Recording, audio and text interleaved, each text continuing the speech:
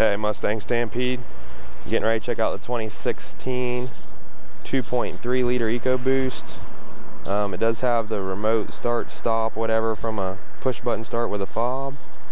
I'm not seeing any door sill lights or anything like that. Do a quick walk around of the vehicle. Again, this is the 4-cylinder. We'll get up underneath here and check out. There's the you can see that there's the A-arm spring perch right there. It looks like almost like a cast material. I'm not sure what it is.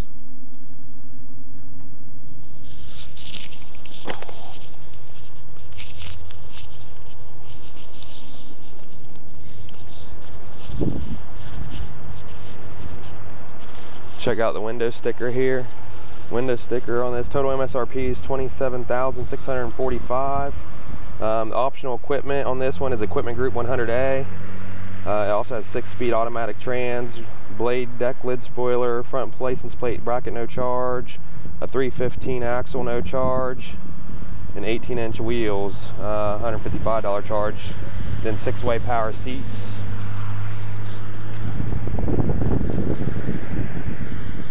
I don't think it has any ponies at night on it there.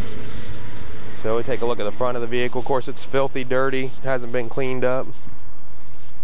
But we'll take a look at the front of the vehicle here. And we'll go ahead and get ready to get rolling.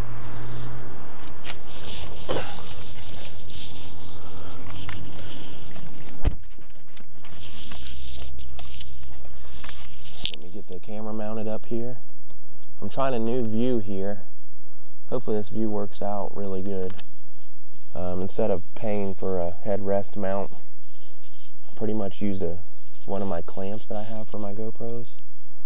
And basically I have a piece of PVC pipe here that I can go left or right with. Hopefully that will work out. I'm trying to, let me get back here and make sure that view's working pretty decent.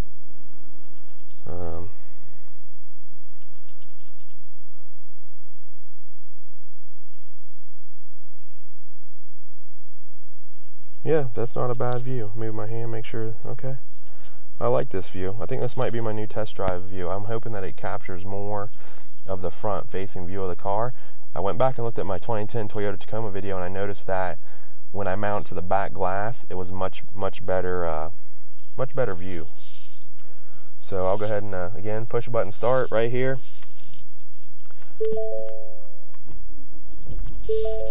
Strap in the seat belt. We got 35 miles to low.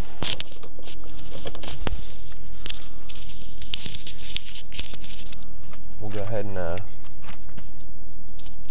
get rid of the, looks like the AC's on, we don't need all that.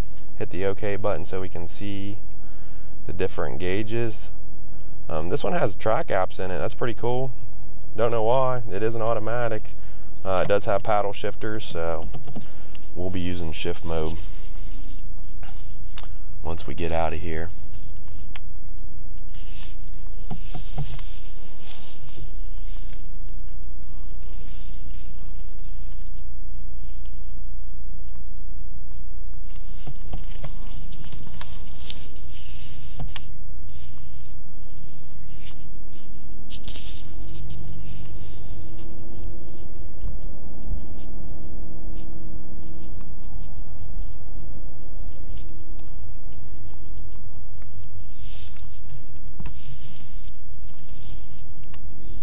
Now I'm going to be planning on taking the same route that I took for the Dodge Charger video, and the window sticker is in my way. I have to roll down the window here so I can see my oncoming traffic. Alright, so first thing I like, these seats are very nice bucket seats. They wrap around you almost like my WRX seats. And my California Special seats, so I do like these seats. They actually feel slightly more comfortable than the Charger. And again, I'm not trying to bang down the Charger, but I was doing this comparison video here. You know, sound off. Tell me why you like the Mustang better than the Charger. And I told the Charger videos folks the same thing. Let me know what you like more about the Charger.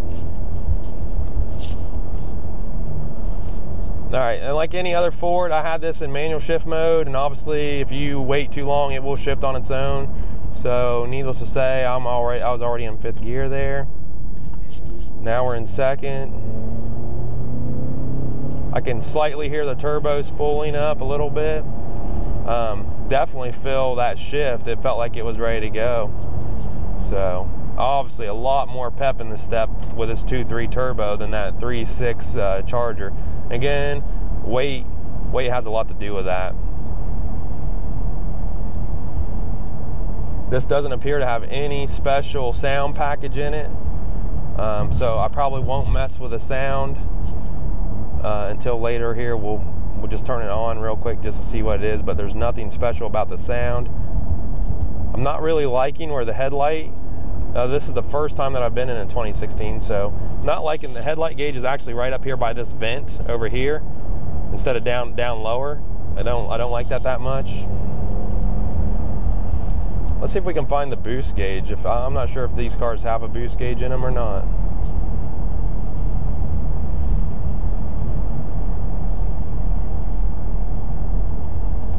Gauge mode, distance to empty, 30 miles. Tire pressures, air fuel ratio, 14:1 right now. Of course, that's constantly changing, and I do have the boost gauge.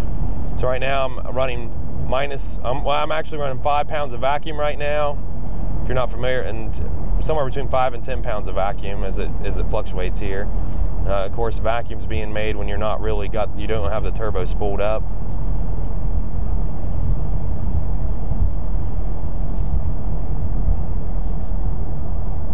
And we have a nice straight stretch here, so we bring down into 4th. You can see it kind of, the RPMs creep up, bring it down into 3rd. Now we're building boost, 15 pounds of boost. And again, on that shift, you can definitely feel the car kind of lunge. It's kind of odd. It almost reminds me of a solid rear axle when you have a bad bushing in the back. I'm sure it's something that you can get used to. All right, so it is a 6-speed. I'm in 6-speed. Let's check out the fuel economy here. Just cruising around. Oh, cylinder head temperature, 185 degrees. How neat is that? Inlet air temperature. The inlet air temperature right now is 50 degrees. Oil temp is low. Trans temp is low. Voltage is 14. And then the air fuel ratio gauge and the boost vacuum gauge. Very nice. A full sensory onslaught of gauges to use in the center screen there. Now we're into the trip fuel mode here.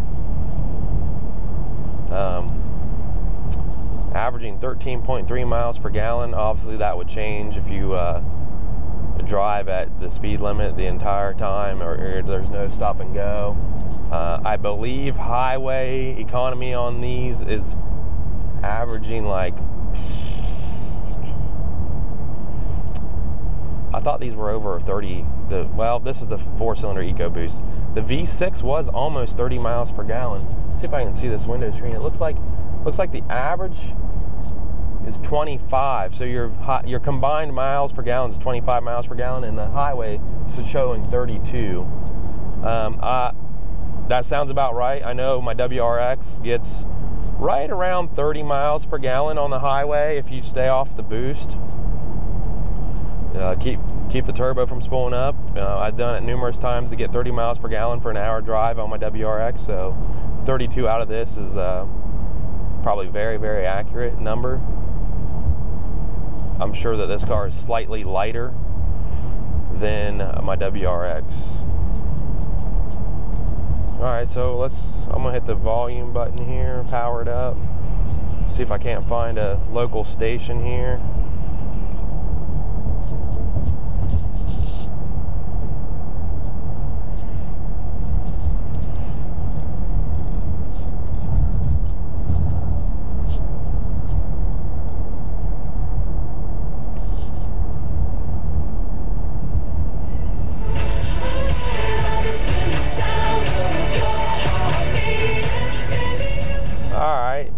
there's the music. I know it's short, but I hate getting videos flagged for having music that plays on the radio inside my videos. I've had to appeal them a couple of times where you're playing music in the background for some reason and it's on the radio. That means it's free for anybody to enjoy.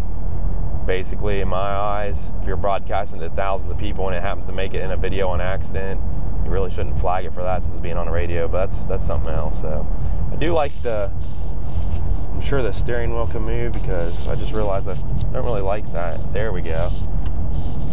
Well, that feels a lot nicer.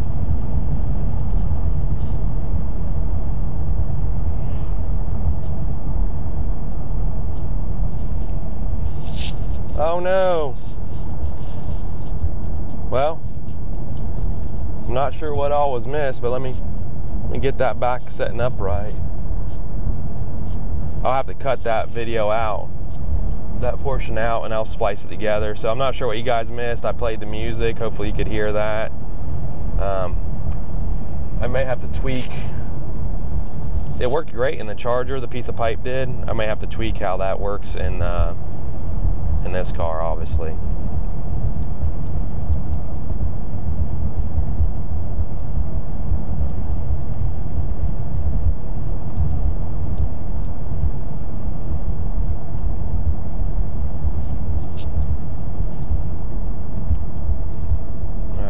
Downshifting with the paddle shifters here. I do notice that it seems to be, they must have tuned their select shift or whatever they call it much more engaged than the my Ford Explorer. You know, when you press up on it to change gears, you can always tell that there's a slight delay. Sorry for putting my hand in front of your face here. It's terrible. Go ahead and we'll wash this windshield off some. All those people's probably like, why? We can't see out the windshield. Now you should be able to see out the windshield. So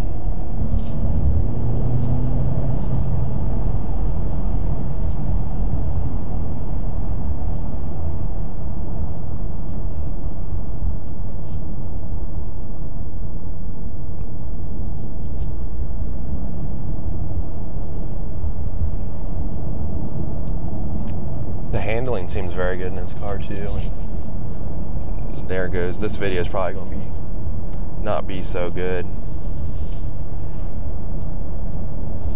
In fact, I'll stop this video. I may splice this footage in, and I'll have to stop it and try to correct this issue of this thing falling down. I'm not sure what I can do out here to keep the camera from sliding down like that. I'd hate to lose all this footage. I guess I'll just keep an eye on it and keep moving it.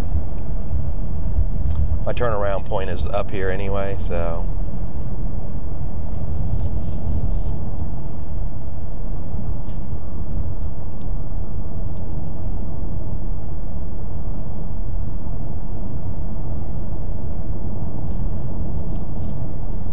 History. I just passed, I think they call this the first Catholic church in Ohio right here.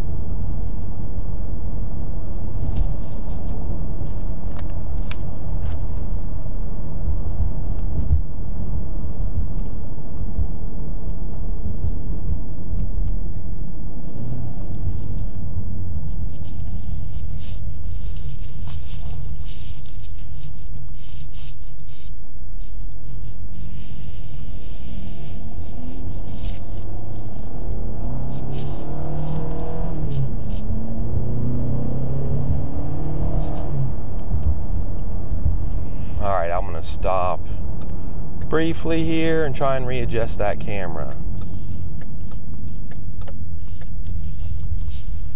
So bear with me, folks.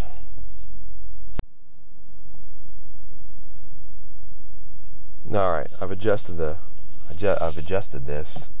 so hopefully it doesn't slide anymore. And again, this is a 2016 2.3 liter EcoBoost Mustang that I'm test driving here. And toss on my safety belt again. I'd take it off to move my camera here.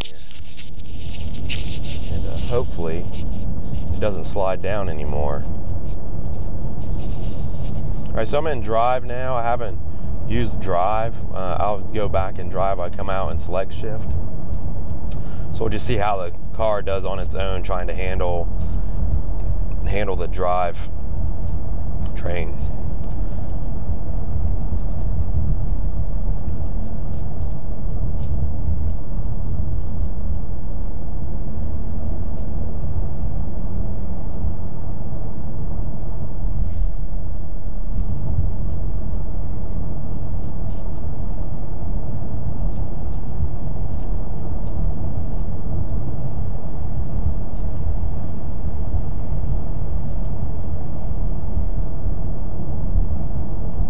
Very little cabin noise.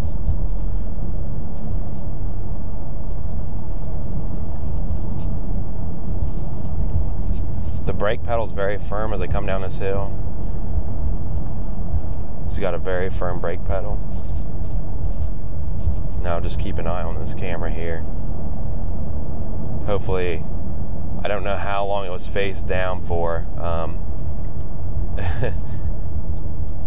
I really don't get very much time to come out and make these videos, and I'm usually limited to the gas that's in the vehicle. I'm limited to the amount of time that I have that car away from the dealership. I really don't like having them out for a really long time. In fact, we'll just have to see, but this might be one of my last test drives for a while. I may have to come back in and talk to the owner of the dealership. They got a new sales manager. He wasn't hip to what I do down there, and come in and do some test drive videos, which the actual full-blown owner of the dealership green-lighted for me to come in and do this. So maybe it will end, maybe it won't. I'll just have to go back down and talk to the owner again, make sure he either says it's still okay, or, you know, obviously the sales manager doesn't seem to be too hip on it, so it is what it is. Of course, originally I had it set up where one of their salesmen would link back to the videos with the social media, but I think they let him go. I didn't make that arrangement. That was something they did with him he was supposed to link back on social media, but we'll see where it goes. So again, averaging 16.5 miles per gallon right now. Again, it's just 2 lanes, stop and go.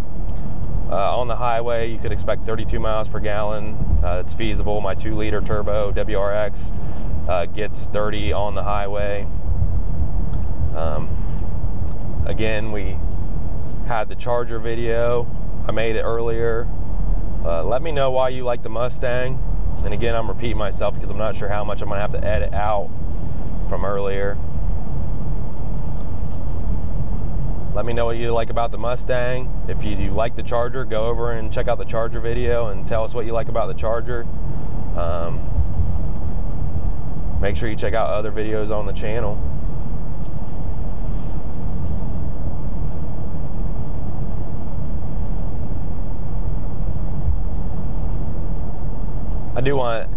I do think Ford is making leaps and bounds as far as their power plants and the refinement of the interior of the vehicles. You know, my 2000 Mustang,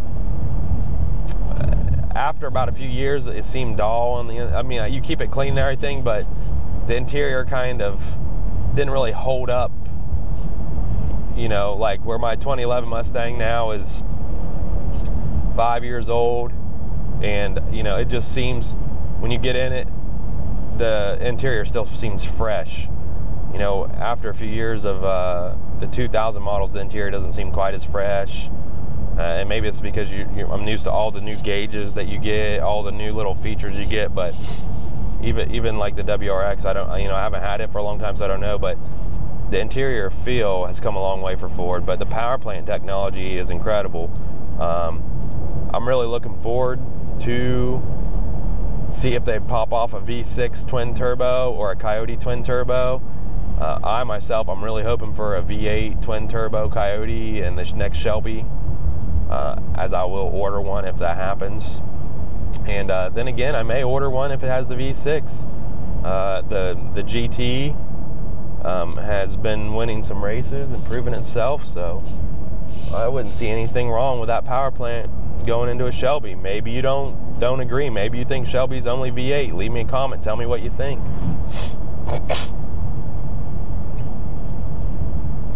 I think any twin turbo V6 putting out that kind of horsepower could find its way into a Mustang. I don't know if you say maybe you say like, well, he's not a Mustang purist. I don't know. I mean, 600 plus horsepower out of a V6 twin turbo Mustang, and the suspension and everything to put it to the ground, it's going to be an impressive vehicle. You know, of course, the main thing Ford's going to have to worry about is, can that next power plant in the Shelby destroy Hellcats? That's their only mission, destroy Hellcats. For me to buy one, it needs to be able to destroy a Hellcat. I need to be able to go out on Mopar night and absolutely destroy a Hellcat if I was at a light with it. If not, they missed the mark. That's the bottom line.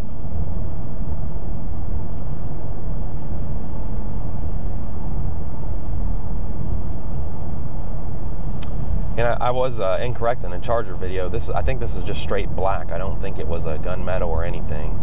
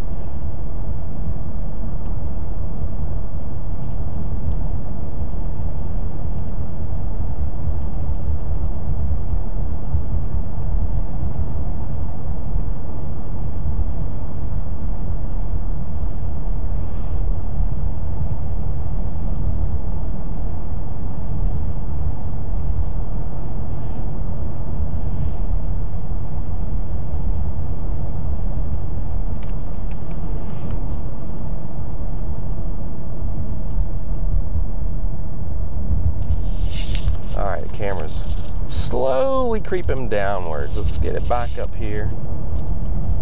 I just got thoughts in my head right now, thinking what I'm going to do for the video since the camera went down. I really hope that the video wasn't ruined. I'm wondering if this is the last test drive. And the nice thing about it is the Ford Auto Show's coming up. So I will get a $50 test drive card, and then it will be, guess what, he's going to pay me, Ford will be paying me to take a test drive, and that's just what happens.